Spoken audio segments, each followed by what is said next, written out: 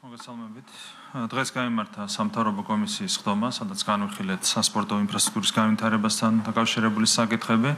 დღეს ვიმსჯელეთ სტადიონებთან დაკავშირებულ თემებზე, როგორც მოგეხსენება, ჩვენ გვაქვს დაანონსებული თბილისში ახალი მასშტაბური სტადიონის მშენებლობა, რომელიც დაიტევს 70,000 მაყურებელს.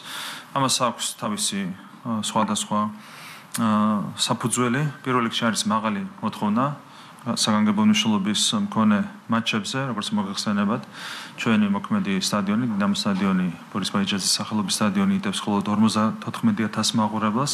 მოთხოვნა არის ბევრად მეტი, როდესაც საქმე ეხება საფეხბურთო უბრალოდ ნაკრების მატჩებს.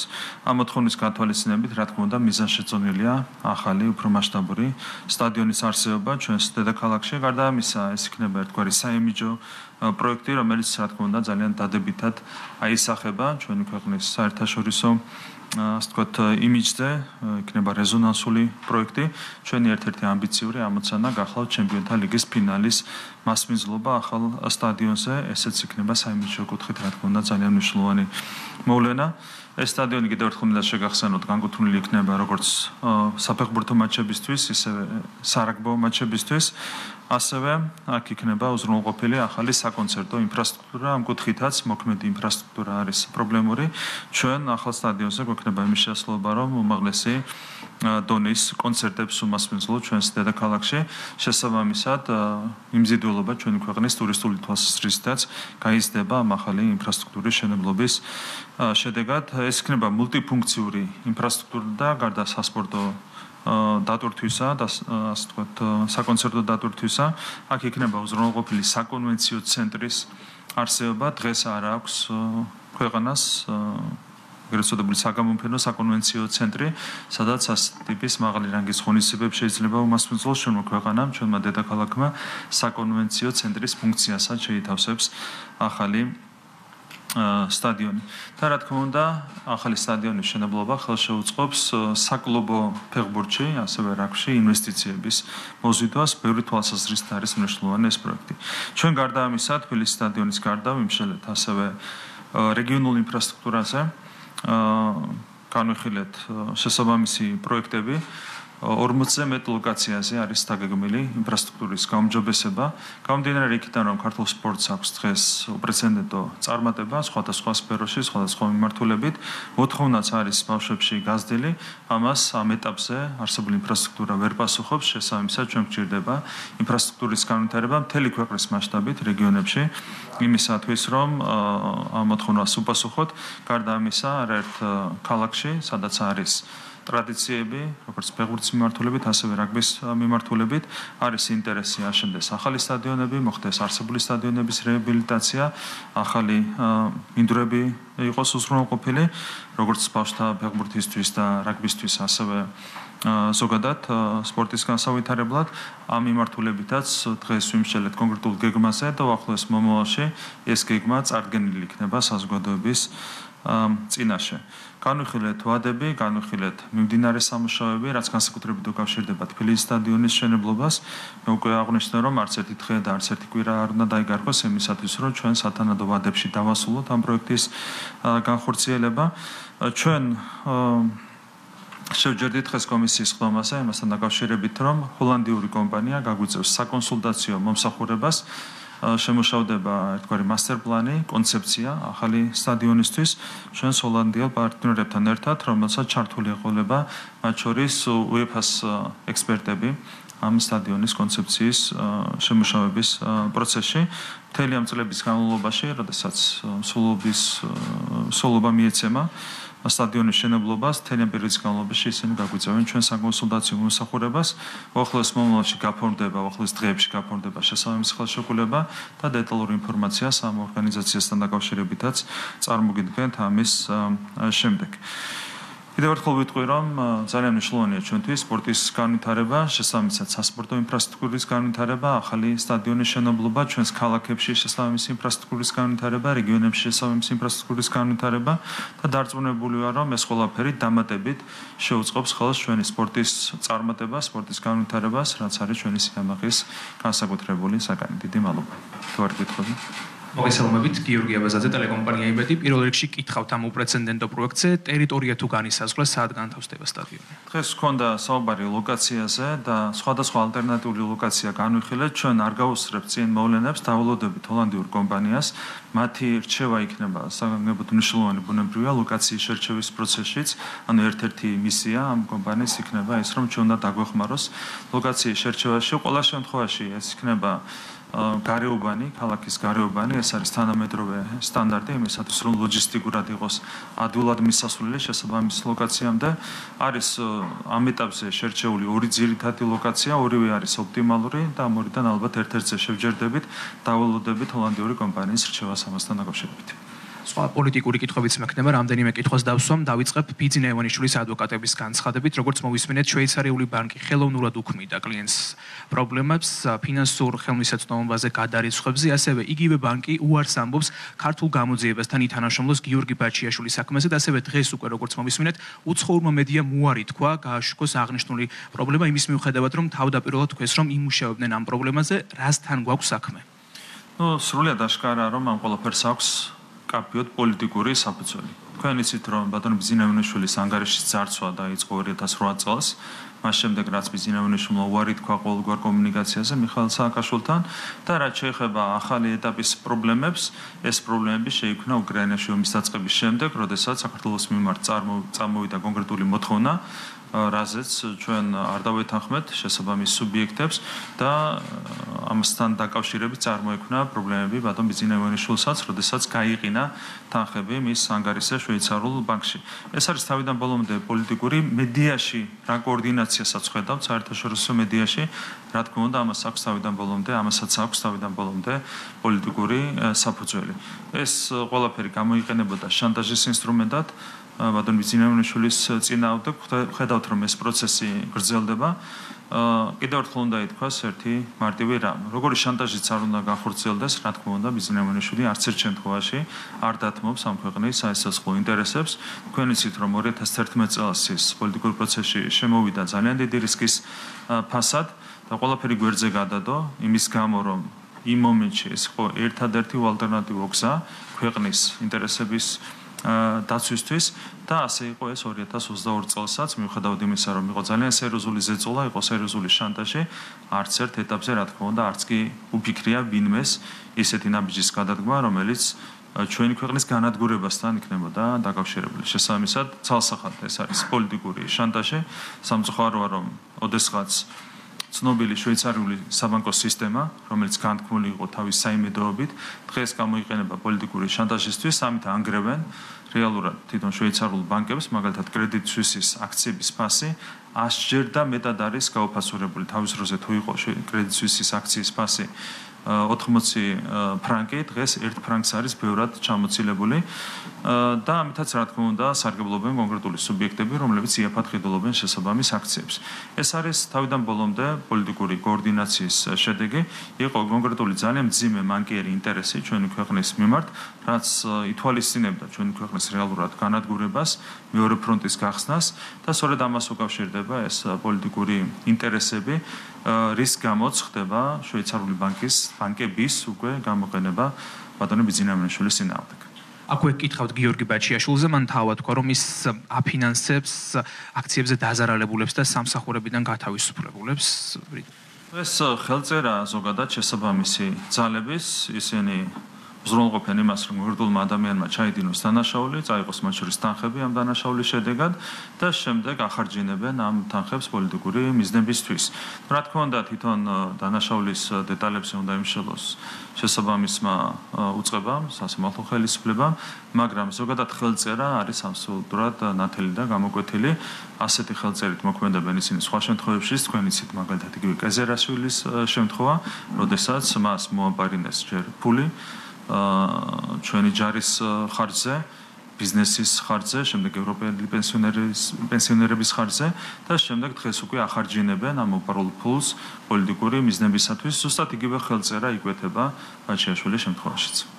გითხავთ ასევე დონალდ ტრამპის გადაწყვეტილებაზე 90 დღით შეიზღუდა ამერიკული ფულის გაცემა, მათ შორის არასამთავრობოებზე. თქვენ ქართული ოცნების ლიდერები ხშირად საუბრობდით, რომ არამიზნობრივად იხარჯებოდა მათ შორის საქართველოში ამერიკული ფული. როგორ ფიქრობთ, რას შეცვლის ტრამპის ეს გადაწყვეტილება და სად მოდიოდა ეს ფული, როგორ იხარჯებოდა, იყო თუ არა გამჭვირვალე მაგალითად საქართველოში? ჩვენ მივესალმებით ამ გადაწყვეტილებას. ჩვენ საუბრობდით მთელი ამ პერიოდის განმავლობაში, განსაკუთრებით მას შემდეგ, რაც დავაინიციირეთ გამჭვირვალობის შესახებ კანონი, იმაზე, რომ არა მარტო არამიზნობრივად იხარჯებოდა გარკვეული თანხები, რომლებიც შემოედინებოდა ჩვენს ქვეყანაში, ქვეყნის გარედან, არამედ აქ საუბარი იყო პირდაპირ ხშირ შემთხვევაში რევოლუციური პროცესების დაფინანსებაზე. ხო, რაც ხელის გულზე დევს. რეალურად თქვენ ნახეთ, რომ 4 წლის განმავლობაში, 3 წლის განმავლობაში უბრალოდ ჩვენს ქვეყანაში იყო რევოლუციის ორგანიზების 4 მცდელობა, 4 ჩავარდნილი მცდელობა და 4-ვე შემთხვევაში იკვეთებოდა უცხოური დაფინანსება, მათ შორის ამერიკული დაფინანსება. რა თქმა უნდა, ამის გადახედვა ტრამპის ადმინისტრაციის მხრიდან, პრეზიდენტის ადმინისტრაციის მხრიდან არის ძალიან მნიშვნელოვანი. თქვენ გახსოვთ ასევე დისკუსია გამჭვირვალობის შესახებ კანონის გარშემო, მაშინ ჩვენ გვეუბნებოდნენ, რომ ერთმანეთსგან არ ვარჩევდით, მაგალითად, რუსეთს და დასავლეთს, ჩვენ ვდით მარტივ რამეს. მნიშვნელობა არ აქვს, ვინ უპირისპირდება, საიდან უპირისპირდებიან ქვეყნის ინტერესებს. თუ ამერიკული ფული გამოიყენება ქვეყანაში არასწორი პროცესების წარსამართად, რა თქმა უნდა, აქაც უნდა დაიცვას ქვეყანამ საკუთარი ეროვნული ინტერესები, ისევე როგორც რუსეთთან რო ხდებოდეს იგივე რამ. არავითარი განსხვავება არ არის, ქვეყანას აქვს სუვერენიტეტი და სუვერენიტეტი უნდა იყოს ყველასთან მიმართებით დაცული. და ეს ძალიან კარგად წარმოაჩინა რეალურად პრეზიდენტ ტრამპის შესაბამისმა გადაწყვეტილებამ გამოჩნდა პირდაპირ რომ თანხები, ამერიკული თანხები ხშირ შემთხვევაში გამოიყენებოდა არასწორი პროცესების დასაფინანსებლად. კონკრეტული ქვეყნების სუვერენიტეტის შესარყევად, რასაც ჩვენ ვამბობდით და რასაც გვაკრიტიკებდნენ, რომ ჩვენ ერთ სიბრტყეზე ვაყენებდით მაგალითად რუსეთს და ამერიკას და შემდეგ, ამ ჩვენი მსვლელობის სისწორე დაადასტურა პრეზიდენტ ტრამპის ადმინისტრაციის გადაწყვეტილებამ და პირადად პრეზიდენტის გადაწყვეტილებამ. თქვენ ახსენეთ რევოლუციური პროცესები და მაშინ კითხავთ რობერტ ფიცოს განცხადებაზე. სლოვაკეთის ტერიტორიაზე არის ექსპერტთა ჯგუფი, რომელიც მონაწილეობდა საქართველოს მოვლენებში, ასევე უკრაინის მაიდანში და ამზადებს გადატრიალებას სლოვაკეთში. შევაფასოთ. ეს არის აბსოლუტურად ლოგიკური, ასე ვიტყოდე მე დეტალები რა თქმა უნდა არ ვიცი ამასთან დაკავშირებით, მაგრამ ეს არის აბსოლუტურად ლოგიკური, აბსოლუტურად ერთი ხელიდან არის კოორდინირებული ასეთი ტიპის პროცესები სხვადასხვა ქვეყანაში. მე ხშირად ციტირებდი ხოლმე რობერტ ფიცოს პრემიერის, სლოვაკეთის პრემიერის კონკრეტულ ვიდეო მიმართვას, 10-იან ვიდეო მიმართვას, სადაც ის აღწერს სლოვაკეთში მიმდინარე პროცესებს, მათ შორის ლიბერალური ფაშიზმის განვრცობას სლოვაკეთის ტერიტორიაზე, რასაც ის აღწერს თავის 10-იან მიმართვაში, არის აბსოლუტურად იდენტური იმისა, რაც ხდება საქართველოში. შესაბამისად, ასეთი პირდაპირ კოორდინაცია არათუ ვერ გამოირიცხება, არამედ არის აბსოლუტურად ლოგიკური. შესაბამისად, მე ვერ შევიდანდი, რა თქმა უნდა, სლოვაკეთის პრემიერის ამ განცხადებაში. ასევე კითხავთ, ოპოზიციისა და მესამე სექტორის ნაწილი რამდენიმე დღეა ვერ პასუხობს კითხვას, რამდენი სქესი არსებობს, რას ნიშნავს თქვენი შეფასებით ეს? მე დარწმუნებული ვარ, რომ მათ ძალიან უნდათ ამ კითხვაზე პასუხის გაცემა, მაგრამ იციან, რომ მათი პატრონები სწორ პასუხს ძალიან უარყოფითად შეაფასებენ. ხო, უმარტივესი კითხვაა, ხო? არსებობს ორი სქესი, მარტივი პასუხი შეიძლება გასცე.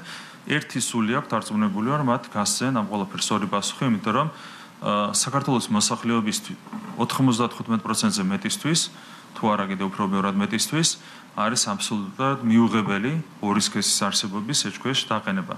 მე დარწმუნებული ვარ ამის გამო, მათ ერთ სული აქვთ გასცენ სათანადო პასუხი ამ შეკითხვას, მაგრამ ვერ ბედავენ, იმიტომ რომ ეშინიათ საკუთარი პატრონების. აქედანაც ჩანს, რომ აბსოლუტურად ეს ადამიანები თავიდან ბოლომდე იმართებიან გარედან, მათ საერთოდ არ აინტერესებთ ქართული ხალხის განწყობა, ქართული ხალხის ინტერესები, ერთადერთი ვისი განწყობა და ინტერესებიც აინტერესებთ, ეს არის მათი უცხოელი პატრონები. სხვა ახსნა ამ კითხვაზე პასუხის გაცემისგან თავის შეკავებას უბრალოდ არ აქვს. გამარჯობა, ლევან ფანცხავა, რუსთავიორი, ბატონო ირაკლი, მე მინდა კითხო თქვენი საუბრეთ საფეხბურთო სტადიონთან დაკავშირებით. მე გკითხავთ, ასევე დაანონსებულია ახალი აეროპორტის აშენება, სად აშენდება, რატომ მიიღეთ ეს გადაწყვეტილება, რამდენად შეუწყობს ეს ხელს ტურიზმის მეტად განვითარებას და თუ არის დაწყებული უკვე მოსამზადებელი სამუშაოები და აქვე გკითხავთ ეკონომიკის მიმართულებითაც. ჩვენ ხედავთ ოფიციალურ მონაცემებს გაზრდილ სტატისტიკას ტურიზმის მიმართულებით, ალბათ ეს აეროპორტიც ერთგვარად შეუწყობს ამას ხელს. ამაზეც რომ გვიპასუხოთ და ასევე ეკონომიკა გაზრდილია, როგორც ვხედავთ საქსტატის მონაცემებში 9%-ით, ბოლო მონაცემები რაც არის, როგორია თქვენი პროგნოზი უკვე მიმდინარე წლის განმავლობაში.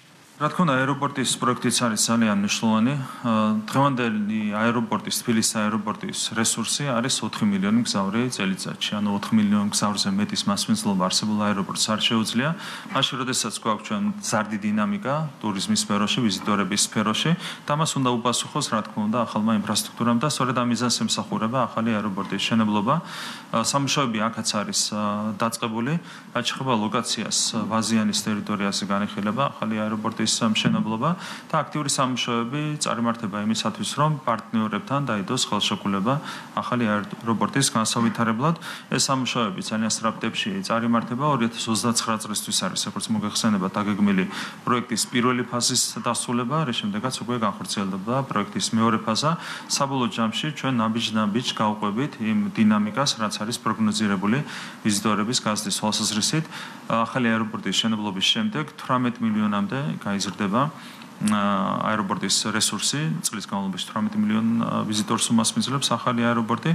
შესაბამისად, ესეც არის მასშტაბური პროექტი, რომელიც ემსახურება არა მარტო თბილისის განვითარებას, არამედ მთლიანად ჩვენი ქვეყნის განვითარებას და ჩვენი ეკონომიკური პოტენციალის მაქსიმალურად ათვისებას. ეკონომიკა იზრდება, ჩვენ ძალიან დადებითი მაჩვენებლით დავასრულეთ. გასული წელი 9%-იანი ეკონომიკური ზრდა ჰქონდა წლის განმავლობაში და რა თქმა უნდა, იმედი გვაქვს, რომ მინიმუმ გავიმეორებთ იგივე შედეგს მომავალ წელსაც. შარშანდელი მაჩვენებელი იყო შარშანწინდელზე უფრო მაღალი, როგორც მოგეხსენებათ 2023 წელს ჩვენმა ეკონომიკურმა ზრდამ შეადგინა 7.8% და შარშანწინდელს გადააჭარბა შარშანდელმა მაჩვენებელმა. გვინდა რომ წლევანდელი მაჩვენებელი იყოს კიდევ უფრო მეტად მაღალი, რისი ყველანაირი პერსპექტივაც არსებობს. იანვრის თვე არის საკმაოდ აქტიური ეკონომიკური თვალსაზრისით და კიდევ უფრო გავააქტიურებთ პროცესებს, რა თქმა უნდა, წლის განმავლობაში. შესაბამისად, აბსოლუტურად რეალურია ის, რომ 9%-ს გადააჭარბოს ლევანდელმა ზრდის მაჩვენებელმა. წინასწარი საბიუჯეტო საპროგნოზო მაჩვენებელი არის 6%, თუმცა თქვენ იცით, რომ ყოველთვის სერიოზულად ვაჭარბებდით ხოლმე სერიოზულ მაჩვენებელს, მათ შორის წინასწარ მაჩვენებელს, მათ შორის სავალუტო ფონდის წინასწარ მაჩვენებელს. შესაბამისად, 9%-ზე უფრო მაღალი ზრდა არის რეალური მაჩვენებელი. დანარჩენი, რა თქმა უნდა, ბევრ რამეზე იქნება დამოკიდებული რეგიონულ პროცესებზეც, თუმცა კიდევ ერთხელ ვიტყვი, 9%-ზე უფრო მაღალი ზრდა 2025 წელს ეს არის აბსოლუტურად რეალური. მოგესალმებით, საზოგადოებრივი მაუწყებელი თათია ტაბიშაძე. მოკლედ დავსვამ ამ შეკითხვას ამერიკასთან ურთიერთობების გადატვირთვის ნაწილში, როგორ და როდის გესახებათ ეს? ჩვენ, რა თქმა უნდა, ვართ ძალიან დაინტერესებული, რომ მოხდეს ურთიერთობების გადატვირთვა და უფრო მეტიც, ჩვენ განვაცხადეთ, რომ გვინდა სუფთა ფურცლიდან განმაახლოთ სტრატეგიული პარტნიორობა ამერიკის შეერთებულ შტატებთან და უფრო მეტიც გვინდა ეს გავაკეთოთ კონკრეტული გზამკვლევით. დაახლოებით ისეთივე გზამკვლევით, როგორც არის შედგენილი ევროკავშირის საქართველოს ურთიერთობებისთვის, როგორც არის ასოცირების დღის ეს რიგი. მზად ვართ, რომ კონკრეტული გზამკვლევით, კონკრეტული ინდიკატორებით, კონკრეტული სამიზნე მაჩვენებლებით განვაახლოს სტრატეგიული პარტნიორობა ამერიკის შეერთებულ შტატებთან. ჩვენ ვართ მოხარული, რომ გვაქვს ღირებულებითი თანხმედრა ახალი პრეზიდენტის ადმინისტრაციასთან. ბევრი რამ იქნება დამოკიდებული იმაზე, თუ რამდენად შეძლებს პრეზიდენტ ტრამპის ადმინისტრაცია Deep State-ის სრულად დამარცხებას ამერიკის შეერთებულ შტატებში. ჩვენ ვართ ზოგადად ოპტიმისტურად განწყობილი და კიდევ ერთხელ გვაქვს სრული მზაობა იმისათვის, რომ გადაიტვირთოს ქართულ-ამერიკული ურთიერთობები. და ასევე მინდა გკითხოთ ევროპულ ნაწილთან დაკავშირებით ისმის კვლავ კრიტიკა სანქციების დაწესებასთან დაკავშირებით ამ ხრივ უახლესი განცხადება გააკეთა ესტონეთის პარლამენტმა და შემიძლია ციტატა ამოვიკითხო, შეიზღუდოს კომუნიკაცია არალეგიტიმურ მთავრობასთან და მოუწოდებენ ისინი ევროკომისიას და ევროკავშირის წევრებს, რომ დააწესონ ინდივიდების მიმართ სანქციები. როგორ აპირებთ ახლა უკვე ევროპული მიმართულებით ურთიერთობების დარეგულირებას? იმ პირობებში, როდესაც Deep State-ზე არის წნეხი ამერიკის შეერთებულ შტატებში, Deep State არის კიდევ უფრო მეტად გააქტიურებული ევროპაში. თქვენ იცით, რომ განსაკუთრებით ბალტიისპირეთის ქვეყნებში არის Deep State-ის გავლენა ძალიან სერიოზული, ეს აისახება რა თქმა უნდა ესტონეთზეც. ჩვენ ესტონეთთან ვრჩებით სამხრივი მეგობრობის რეჟიმში, ეს არის ერთ-ერთი რაც შემიძლია გითხრათ, რა თქმა უნდა ასეთი განცხადებები არის მიუღებელი, ეს არის ცალსახად ანტიქართული განცხადება, რაც გამოხატავს უპატივცემულობას ქართველი ხალხის ნების მიმართ, თუმცა ჩვენ ვრჩებით ცალმხრივი მეგობრობის რეჟიმში ესტონეთთან გამომდინარე ისტორიული მეგობრობიდან, რომელიც არის ჩამოყალიბებული ქართულ და ესტონელ ხალხებს შორის. და ბიზნესის ცალკეული წარმომადგენლები საუბრობენ, რომ რთული ეკონომიკური პროცესები გველის ლარის გაუფასურებაზე აკეთებენ აქცენტს, რა მოლოდინები უნდა ჰქონდეს ამ კუთხით საზოგადოებას. ესენი არიან რადიკალური ოპოზიციის ხარდამჭერები, ისინი ასე ლაპარაკობენ უკვე წლებია. 2020 წლიდან მოყოლებული განსაკუთრებით ისინი საუბრობენ ასეთ ტონალობაში, მუდმივად საუბრობენ რისკებზე, პრობლემურ განვითარებაზე, საბოლოო ჯამში წაღლიღებდა, ქარავანი მიდიოდა და თქვენ ხედავთ, რომ ამ განცხადებების ფონზე ჩვენ შევძელით და ჩვენი ქვეყნის ეკონომიკა 4 წელიწადში გავზარდეთ 40 მილიარდი ლარით. მაშინაც ეს რადიკალური ოპოზიციის ხარდამჭერები, მათ შორის ხარდამჭერი ბიზნესმენები მოასწავებდნენ ათასუბედურებას ჩვენი ქვეყნისთვის, თუმცა საბედნიეროდ, ჩვენი ქვეყნისთვის საბედნიეროდ რადიკალების პროგნოზები არასოდეს მართლდებოდა. ჩვენი ქვეყანა განაგრძობდა ეკონომიკურ განვითარებას, 40 მილიარდი ლარით გავზარდეთ ჩვენი ეკონომიკა 4 წელიწადში და ჩვენი მიზანი შემდეგი 4 წლისთვის არის ასევე 40 მილიარდი ლარით ქვეყნის ეკონომიკის გაზრდა. 2028 წლის ბოლოსთვის ჩვენი ეკონომიკა უნდა იყოს მინიმუმ 130 მილიარდი ლარი. როგორც არ უნდა საუბრობდნენ ეს ადამიანები, ჩვენ განვაგრძობთ, რა თქმა უნდა, ზრუნვას ჩვენი ქვეყნის განვითარებას. გამარჯობა, გიგაბენია PMG. ბატონო ერეკლი, პირველ რიგში სტადიონთან დაკავშირებით მინდა გკითხოთ, მაინტერესებს ბიუჯეტი თუ არის დათვლილი, რამდენი დაიხარჯება, როდიდან აპირებთ რომ დაიწყოთ პროცესები და ასევე საინტერესოა თქვენ ახსენეთ 2 ადგილი, სადაც შეიძლება აშენდეს სტადიონი. აქამდე იყო საუბარი, რომ შეიძლება ეს აეროპორტთან ახლოსაც აშენებულიყო, ბაზიანის აეროპორტს გულისხმობ, რომელიც უნდა აშენდეს. თუ შეგიძლიათ გითხრათ, რომელი ადგილები არის ამ დროისთვის გათვალისწინებული და ბიუჯეტი რამდენი იქნება უკეთესად. რაც შეხება მიმართულებები დაახლოებით შემიძლია გითხრათ, ეს არის აეროპორტის მიმართულება, ეს არის რუსთავის მიმართულება. ამ 2 მიმართულებით მიდის მსჯელობა, ლოკაციებს ვერ დაიკონკრეტებთ. მას შემდეგ, რაც უკვე ჰოლანდიურ კომპანიასთან ერთად შეირჩევა კონკრეტული ლოკაცია, შეგვიძლია, რა თქმა უნდა, დავაზუსტოთ საზოგადოების წინაშე ეს ინფორმაცია. რაც შეხება ვადებს, პირველ რიგში არის კონცეფცია მოსამზადებელი, არქიტექტურული პროექტია შემდეგ მოსამზადებელი. ჩვენ ვარაუდობთ მომავალი წლის აპრილში, 2026 წლის აპრილში მშენებლობის დაწყებას. უშუალოდ მშენებლობა, ფიქრობთ, რომ დაიწყება მომავალი წლის აპრილში, ეს არის აბსოლუტურად რეალური. შესაბამისად 2028 წლის ბოლომდე მშენებლობის დასრულებაც არის აბსოლუტურად რეალური. დანარჩენი დაზუსტდება ბიუჯეტის პროცესში. ბიუჯეტიც დაზუსტდება, რა თქმა უნდა, ჩვენ გვაქვს წინასწარი გათვლები, მაგრამ მირჩევნია დავაზუსტოთ ბიუჯეტი და ამის შემდეგ მოგასწრეთ კონკრეტულ ინფორმაციას. რაც შეხება ეკონომიკურ ზრდაზე ისაუბრეთ, თქვენ თქვით, რომ 9%-ზე მაღალი იქნება წელს ეკონომიკური ზრდა. მაგალითად, ლევან დავითაშვილმა ორშაბათს თქვა, რომ საბაზისო სცენარით 6%-იან ზრდას ელიან, ხოლო თუ პროცესები გაგრძელდა ნეგატიური მიმართულებით და დღეს ქვეყანაში არც თუ ისე კარგი მდგომარეობა გვაქვს, მაშინ 3%-ით შეიძლება იყოს ეკონომიკური ზრდაო. რეალურად, როდესაც კერძო სექტორის დიდი ნაწილი ამბობს, რომ აი თქვენ ასევე თქვით, რომ ეკონომიკური აქტივობა იანვარში არის მაღალი, მაგრამ კერძო სექტორის დიდ ნაწილში ამბობენ, რომ მაგალითად ტურიზმის მიმართულებით მათ არ ყავთ დამსვენებლები, ჯავშნები არ არის, რესტორნებში მომხმარებლები არ ყავთ, მათ შორის გარკვეული ნაწილი მაგალითად თბილისში, როგორც ისინი ამბობენ, რესტორნებისა დაიხურა. რატომ ვერ ხედავთ მაგალითად თქვენ იმ გამოწვევებს, რაც დღეს არსებობს და ბიზნესის მხრიდან, აი მაგალითად, როდესაც ამბობენ ისინი, რომ გამოწვევები არის, ლევან დავითაშვილი რატომ ადასტურებს, რომ შეიძლება იყოს გარკვეული პრობლემები, თუნდაც მანამდე ტურიზმის სექტორზე თქვა მან დეკემბერში და თქვენ ახლა ამბობთ, რომ 9%-ზე მეტი იქნება. აი სხვადასხვა ვერსია რატომ განიხილება თუ შაბათის შემდეგ 5 შაბათამდე შეიცვალა გარკვეული მოლოდინები. სხვადასხვა ვერსია არ გვაქვს.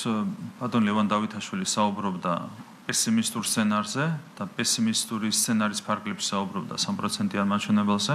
არის საბაზისო მაჩვენებელი, რაც არის ბიუჯეტის დოკუმენტში ასახული, ეს არის 6%-იანი მაჩვენებელი და არის რეალური სამიზნე მაჩვენებელი და ვფიქრობთ, რომ ეს არის 9% და შეიძლება იყოს უფრო მაღალიც ჩვენი ეკონომიკური ზრდა. შესაბამისად, ჩვენ ერთ და იგივე რამეზე ვსაუბრობთ, რა თქმა უნდა, ნებისმიერი პასუხისმგებლობის მქონე მთავრობა უნდა საუბრობდეს, უნდა მსჯელობდეს, ითვალისწინებდეს როგორც პესიმისტურ სცენარს, ასევე საბაზისო სცენარს, ასევე ოპტიმისტურ სცენარს. ჩვენ ყოველთვის ვახერხებდით საბაზისო სცენარზე უფრო მაღალი შედეგის ჩვენებას. აქედან გამომდინარე, აქ არის სრული თანხმობა გუნდში. მართალია, საბაზისო სცენარი, რაც არის ასახული ბიუჯეტის დოკუმენტში, არის 6%, მაგრამ ისევე როგორც წინა წლებში, ვფიქრობთ, რომ აქაც გვექნება გადაჭარბებული მაჩვენებელი წლის ბოლოს. რაც შეეხება ტურიზმს, ჩვენ გვაქვს ინფორმაცია სხვადასხვა მიმართულებით, რა თქმა უნდა, არის კონკრეტული მიმართულეები, სადაც არის გარკვეული სირთულეები, თუმცა მაგალითად, ვავიღოთ იგივე სამთო კურორტები, მაგალითად იგივე ბაკურიანში იმდენი დამსვენებელია, ანუ სარეკორდო მაჩვენებელია, რომ ინფრასტრუქტურული კუთხით შეიქმნა გამოწვევები და ამაზე აუცილებლად ვიმუშავებთ იმისათვის, რომ შემდეგ სეზონს ბევრად უფრო მომზადებული შეხვდეს ეს კურორტი, ბაკურიანის კურორტი. აჭარაში ტურიზმის კუთხით არის უპრეცედენტო მაჩვენებლები იანვრის თვეში. ამიტომ ჩვენ ვამბობთ რას, რომ იანვარში არის კარგი აქტივობა, მაღალი აქტივობა ტურიზმის სფეროში მათ შორის, შესაბამისად ესეც გვაძლევს ოპტიმიზმური პროგნოზის გაკეთების საშუალებას. დასრულეთ. მაგრამ რომ ამბობენ რომ ეს იყო მაგალითად ახალი წლის დღეებში, ბაკურიანის შემთხვევაში გეთანხმებით რომ ბევრ ბიზნესმენს უთქვამს რომ ახალი წლის დღეებში მათ ჰქონდათ ჯავშნები და სტუმრებიც ყავდათ, თუმცა მას შემდეგ ჯავშნები აღარ არის. ამბობენ რომ თებერვალი, მარტი ფაქტობრივად არ აქვს ჯავშნები და გარდა ბაკურიანისა ხომ გვაქვს სხვა ქალაქების, მათ შორის თბილისი, სადაც საუბრობენ იმაზე რომ კრიზისი მოსალოდნელი არის. გარდა ამისა, კერძო სექტორის არა მხოლოდ ტურიზმის მიმართულებით, ზოგადად ეკონომიკურ კრიზისელის წელს. თქვენ თქვით წეგან რომ როგორ? ვინელის კრიზის? კერძო სექტორის ნაწილი. ხო, ნაწილი, რომელსაც აქვს თავისი პოლიტიკური მიგერძოება, ითხოვენ, ვინ ეკითხება ბიზნესმენს რიგარეში არჩევნების მოთხოვნას. რა თქმა უნდა, ასეთი ადამიანები, ვისაც აქვს პოლიტიკური მიგერძოება, ასეთი ადამიანები მუდმივად საუბრობენ კრიზისზე. რომელიც არასდროს არ დადგა მალობა ღმერთს ამ 4 წლის განმავლობაში ჩვენს ქვეყანაში. ხომ ადამიანებს აქვს პოლიტიკური მიგერძოება, მათ უნდათ რომ ხელისუფლებაში დაბრუნდეს ნაცმოძრაობა, რომელიც სწორედ რომ ბიზნესის რეკეტით იყო გამორჩეული და ამის გამო აქვს იმედი, რომ ქვეყანაში იქნება კრიზისი და მზად არიან ამას საკუთარი ბიზნეს ინტერესებიც კი გადააყოლონ. ხო, ნუ აბსოლუტურად გაუგებარია ეს ბიზნესმენები, რომლებიც თქვენთვის რადიკალური ოპოზიციის მხარდამჭერები არ არიან და ვის აზრსაც თქვენ გაითვალისწინებდით, აი რომ ეთქვათ რომ ახლა პრობლემები არსებობს. ვის აზრს გაითვალისწინებთ? მე მზად ვარ ყველას აზრი გავითვალისწინო, ეს ერთი. როგორც ყველა არის ჩვენი მოქალაქე, ყველა არის ჩვენი მოქალაქე და მithumetes ბიზნესის ინტერესები უნდა იყოს ზოგადად დაცული, მაგრამ არიან ბიზნესმენები, რომლებიც ხელს აწერენ პოლიტიკურ აქტებს, მათ შორის ითხოვენ რიგარეში არჩევნების შეტარებას, რითაც ადასტურებენ, რომ მათ სურთ ხელისუფლებაში დაბრუნდეს ის ძალა, რომელიც გამოირჩეოდა სწორედ ბიზნესის რეგეტით. ევროკავშირში ინტეგრაცია და ასურთ რუსული მომავალი. არა, მათ სურთ ბიზნესის რეგეტიორების ხელისუფლებაში დაბრუნება. ხო, მათ სურთ, მე გეტყვით, როცა ხელს აწერენ პეტიციას რიგარეში არჩევნებთან დაკავშირებით, ამით ჩვენ ადასტურებ, რომ გინდა ხელისუფლებაში დაბრუნდეს ვინ? სააკაშვილის პარტია, გვარამიას პარტია, ხაზარაძის პარტია, გახარიას პარტია, ხო, ბიზნესის რეგეტი. აი ეს უნდათ ამ ადამიანებს სინამდვილეში არავითარი ევროპა და არავითარი რუსეთი არ არის აქ დღესასრიგის თემა. სინამდვილეში ამ ადამიანებს შეგნებულად სურთ ხელისუფლებაში დააბრუნონ ის ძალები, რომლებიც გამოირჩეოდნენ ბიზნესის რეგეტით. რომ დავუბრუნდეთ ჩემ კითხვას, ვინ არიან ბიზნესმენები, ან ვინ არის ბიზნესმენი, ვისაც არ მიიჩნევთ ეგრეთ წოდებული რადიკალური ოპოზიციის მხარდამჭერად და ვის აზრსაც გაითვალისწინებდით, რომ აი თქვას, რომ მართლაც რთულ ვითარებაში ვიმყოფებით და ყველას აზრი უნდა გავითვალისწინოთ, მათ შორის რადიკალური ოპოზიციის მხარდამჭერი ბიზნესმენების აზრის უნდა გავითვალისწინოთ, თუ ეს აზრი ეხება ბიზნესს. თუ ეხება ბიზნესს, მათი აზრი გავითვალისწინებთ. თუ ითხოვენ რიგარეში არჩევნებს და ნაცების დაბრუნებას, ანუ ბიზნესის რეგეტის დაბრუნებას, მაშინ ამას ვერ გავითვალისწინებთ, მაგრამ სადაც ისინი საუბრობენ ობიექტურად ბიზნესის ინტერესებთან დაკავშირებით, რა თქმა უნდა, მათ საუბარს უნდა გავითვალისწინოთ. ჩვენ ყველას თავრობა ვართ, ხო, ჩვენ ვართ მათ შორის რადიკალური ოპოზიციის მხარდამჭერი ბიზნესმენების თავრობაც. ამიტომ მათი აზრის უნდა გავითვალისწინოთ, ოღონდ უნდა გავითვალისწინოთ არა მათი პოლიტიკური მოთხოვნები, არამედ ის მსჯელობა, რომელიც უკავშირდება ბიზნესის ინტერესებს. მოვიდნენ, ისაუბრონ იმაზე, თუ რა ჭირდება ქვეყანაში ბიზნესის განვითარებას და კი ბატონო, მაგრამ როცა გამოდიან პოლიტიკური მოთხოვნებით, ეს მგონია რომ არ არის მაინც მათი საქმე. კი ბატონო, ანაკლიაზეც მინდა გკითხოთ, გასული წლის მაისში გავიგეთ რომ ჩინურ-სინგაპურული კომპანია კონსორციუმი იქნებოდა ინვესტორი ანაკლიის სპორტის, მაშინ რემან დავითაშვილმა გითხრა რომ უახლოეს მომავალში გაფორმდებოდა ხელშეკრულება, თუმცა ამ დრომდე რაიმე სახის დამატებითი დეტალები ამ პროექტთან დაკავშირებით არ გვაქვს. საბოლოოდ როდის გაფორმდება ხელშეკრულება, რა ეტაპზე არის ახლა ეს პროცესი და ასევე ლევან დავითაშვილმა ორშაბათს თქვა რომ გარკვეული ინვესტორებიც მოიზიდებიან ამ მიმართულებით გაფართოვდება უკაცრავად კონსორციუმიო. უფრო მეტი დეტალი რომ გითხრათ, რას გულისხმობთ ამ გაფართოებაში? კი, ამასთან დაკავშირებით კითხვები დაისვა უშუალოდ ლევან დავითაშვილის მიმართ, მან ყველა კითხვას გასცა პასუხი. მუშაობა ახლაც არ იმართება ამ დღეებშიც კი. გსტუმრობენ კონსორციუმის წარმომადგენლები და მათთან აქვს ინტენსიური მოლაპარაკებები, პირველ ვიცე-პრემიერს, ეკონომიკის მინისტრს და შესაბამისად ხელშეკრულების დადების პროცესი არის უკვე ინტენსიურ ფაზაში შესული. ამას თავისი ვადები ჭირდება, უამრავი დეტალია დასუსტებელი და სათანადო დროში ეს ყველაფერი გაკეთდება. მთავარი არის ის, რომ მოლაპარაკების პროცესი არც ერთი დღით არ აფერხებს პროექტის განხორციელებას. გვენიცით რომ ახლაც ამ დღეებშიც მიმდინარე პროცესია. ბელგიური კომპანია არის დაკავებული ინფრასტრუქტურის სამუშაოებით, ხდება დაღრმავების სამუშაოების განხორციელება, ტალღმჟღვრელების ორგანიზების სამუშაოების ასე ვთქვათ სამუშაოები წარიმართება. ეს არის მიმდინარე პროცესი. ანუ ხელშეკრულებასაც მოეწერება ხელი, არც ერთი დღით ეს სამუშაო პროცესი არ აფერხებს ინფრასტრუქტურული პროცესების წარმოებას. ხელშეკრულება ამას და როდის შეიძლება დასრულდეს ეს პროცესი? მალე უნდა დასრულდეს, რა თქმა უნდა, კიდევ ერთხელ გაიმეორებ, ამ დღეებში წარიმართება ეს პროცესები.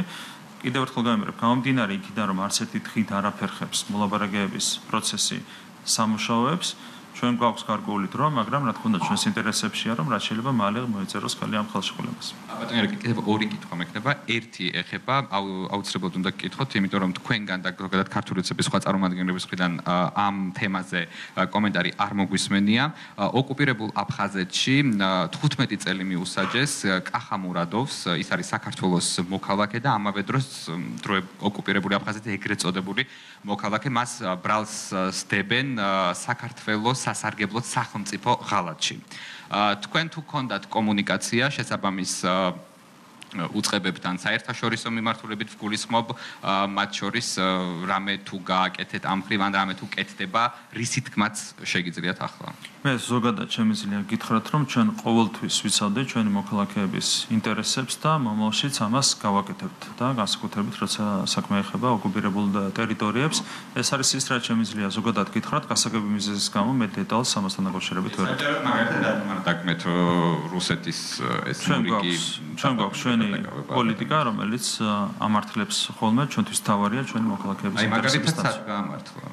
ბატონო, რუსეთთან მიმართებით ამ პოლიტიკამ სად გაამართლა? მარტივად შემიძლია გაგახსენოთ ციფრები და შემიძლია მოგიღოთ ზუსტად ციფრები, რამდენი ადამიანი იყო დე-ფაქტო რეჟიმის პატიმრობის ქვეშ თავის დროზე 2012 წლამდე და როგორი ეს მაჩვენებლები ჩვენს პირობებში. რამდენი ინციდენტი იყო ხოლმე ეგრეთ წოდებულ საზღვარზე და რამდენი არის დღეს. ანუ სტატისტიკაც კი 10 მაგად გაუმჯობესებული სტატისტიკაც კი ადასტურებს იმას, რომ ამის გამო მადლობა უნდა გითხრათ? არა, ეს არის ჩვენი უკეთესი პოლიტიკის შედეგი. ჩვენი პრაგმატული და სწორი პოლიტიკის შედეგი და ჩვენი ზრუნვის შედეგი ჩვენი მოქალაქეების მიმართ. კარგი, როგორც ზრუნავთ, ამას გრძნობენ ოკუპირებულ ტერიტორიაზე. ასევე მინდა გკითხოთ 20 იანვარს ჟურნალისტი ხართ და გითხვებს თუ შეფასებებს აკეთებთ. მე ხანდახან გითხვებს გისვათ ხოლმე და მეუბნებით რომ ჟურნალისტის საქმე არ არის პასუხის გაცემა და ხა შეფასებას რატო აკეთებთ ჟურნალისტი ხართ? გრძნობენ მეთქი, ანუ არაფერი შეფასება არ გამიგეთ.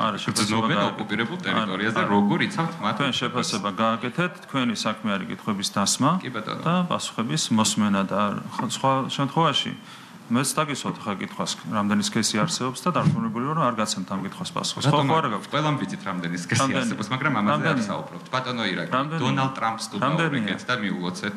რამდენია? დონალდ ტრამპს თუ დაურიგეთ. არა, არ გინდათ ხო პასუხის გაცემა. არ იცით რამდენი სქესი არსებობს? მე ვიცი კაცო, თქვი დღეს რამდენი ხო, რატომ მეკითხებით? არა, თქვენ ბიოლოგიის გაკვეთილზე ვართ?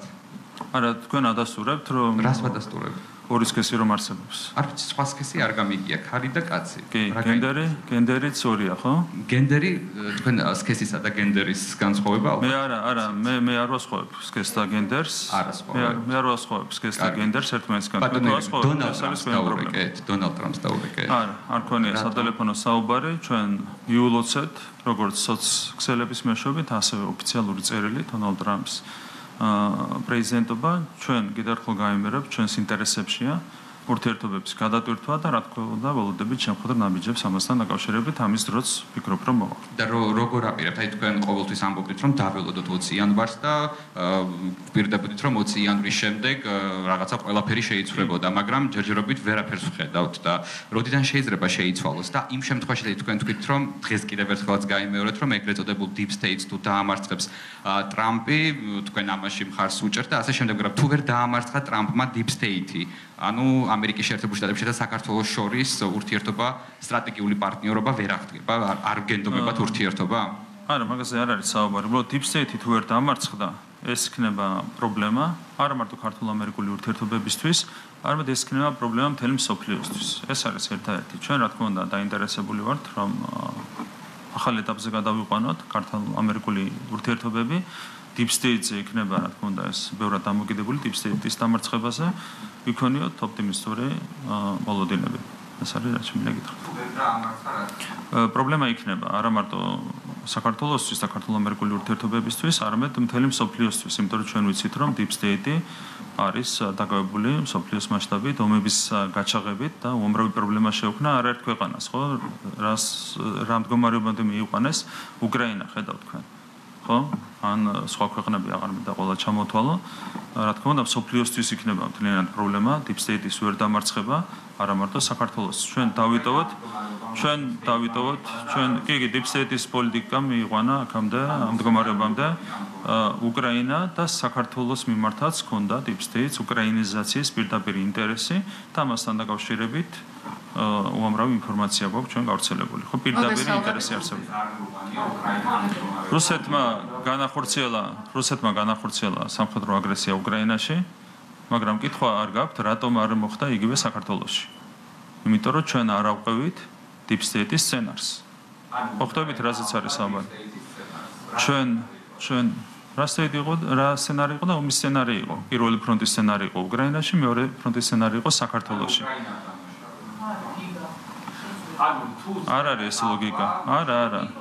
შეიძლებოდა ჩვენ ვერ გაგვეძლო ზეწოლისთვის და ეს იქნებოდა deep state-ის სცენარზე აყოლა. ჩვენ რო ვერ გაგვეძლო ზეწოლისთვის, შანტაჟისთვის, ამ შემთხვევაში ჩვენ ავყვებოდით deep state-ის სცენარს, რაც სამწუხაროდ ვერ იქნა უზრუნველყოფილი უკრაინის შემთხვევაში. ძალიან სამწუხაროდ ჩვენი მეგობარი ქვეყანა უკრაინა არის განადგურებული, 10 მილიონამდე ადამიანი არის ტოლულად ქცეული, 3 მილიონი არის გახიზნული რუსეთში, დანარჩენი არის გახიზნული ევროპაში და სხვა ქვეყნებში. ინფრასტრუქტურა არის განადგურებული, ელექტროენერგიის გენერაციის ნახევარზე მეტი არის დაკარგული და განადგურებული. დაღუპულებზე აღარ ფრსობა. 100,000-ობით ადამიანი არის დაღუპული, გენოფონდი გაუნადგურეს უკრაინას. ეს არის ზუსტად იმის შედეგი, რომ უკრაინაში ვერ გაუძლეს deep state-ის ზეწოლას, რასაც გაუძელით ჩვენ, ხო, ზეწოლას და შანტაჟს. მოგესალმებით, ტელეკომპანია პოსტები, ნუცა კოროშინაძე. ერთი დააზუსტოს და მე გიპასხებ თქვენ ნებართით. ანუ ეს რომ დავაზუსტოთ, აი სცენარი deep state-ის, ხო? აი თქვენ თქვით რომ უკრაინამ ვერ გაუძლო deep state-ის სცენარს, რის გამოც დღეს არის განადგურებული. მე და საქართველოს უმრავლესობას გონია რომ ამაში მხოლოდ და მხოლოდ დამნაშავე არის რუსეთი.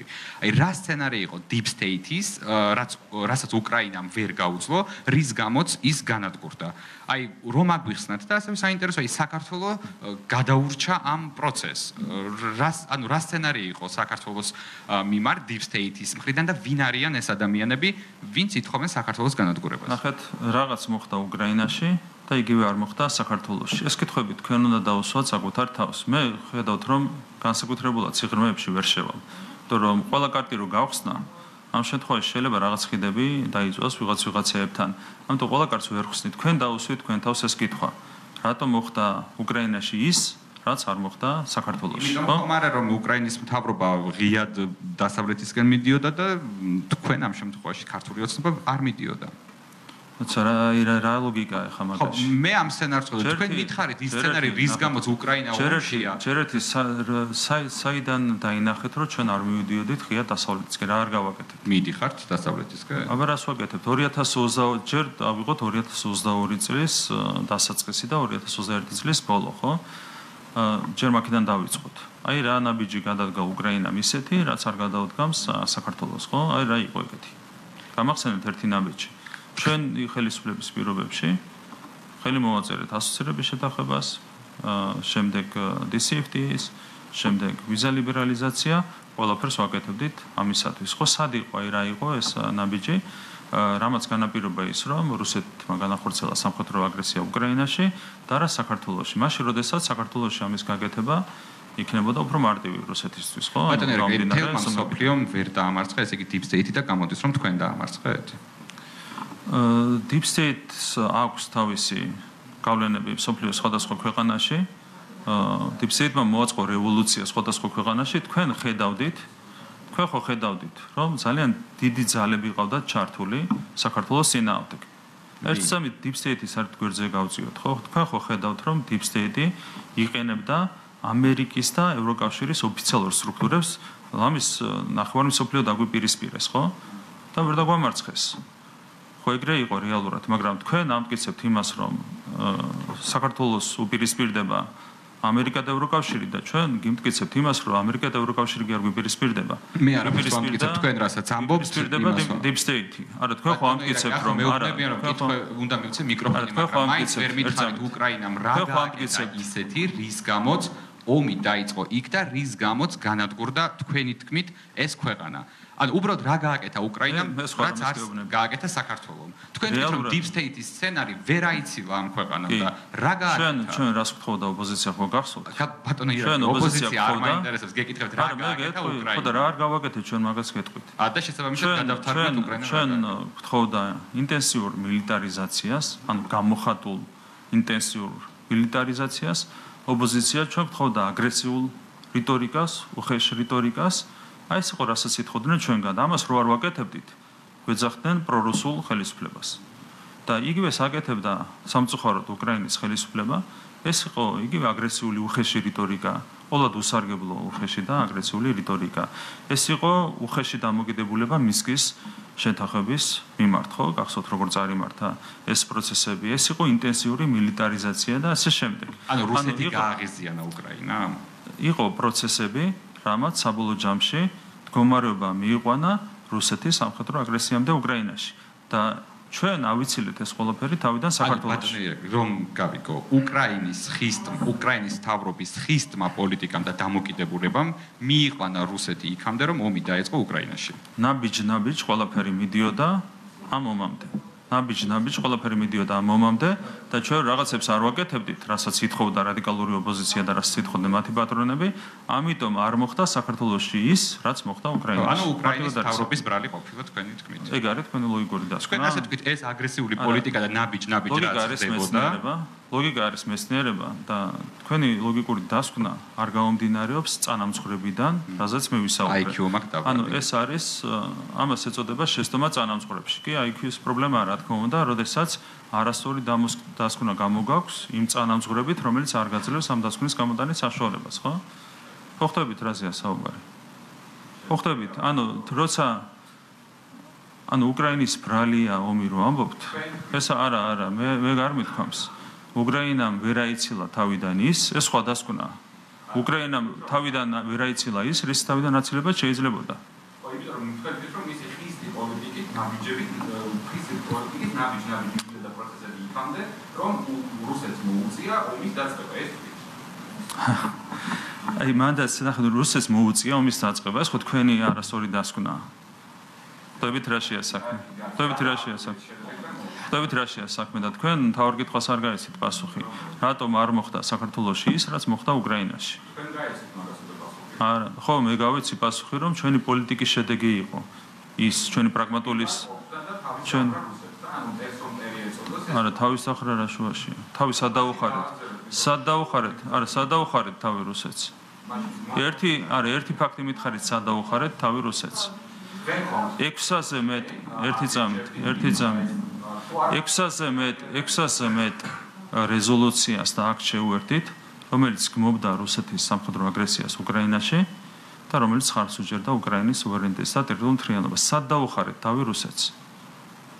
და ოპოზიცია სხვა რამეს ითხოვდა, იმას კი არ ითხოვდა, რომ თავი არ დაგვეხარა. ითხოვდა თავით შესულას ომში. აი ეს არის, რასაც ითხოვდა თქვენი ოპოზიცია. ბატონ რეგლი, შტატების საკითხს გავაგრძელებ, უკვე ცნობილია ტრამპის ადმინისტრაციის ახალი საგარეო პოლიტიკა, მათ შორის მოვისმინეთ განცხადება, რომ ყველა სახელმწიფომ წინ უნდა წაწიოს ეროვნული ინტერესები, როგორი არის თქვენი შეფასება? რა თქმა უნდა, ეს არის ის, რაზეც ამდენი ხანია ვსაუბრობთ ჩვენ.